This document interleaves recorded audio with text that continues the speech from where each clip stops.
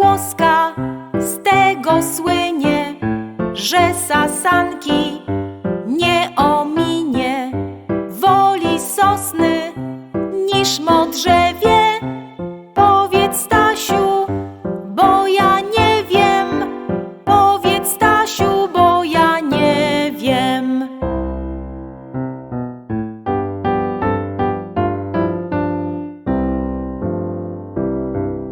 Stefek świetnie słucha głosek, a więc taki wysnuł wniosek.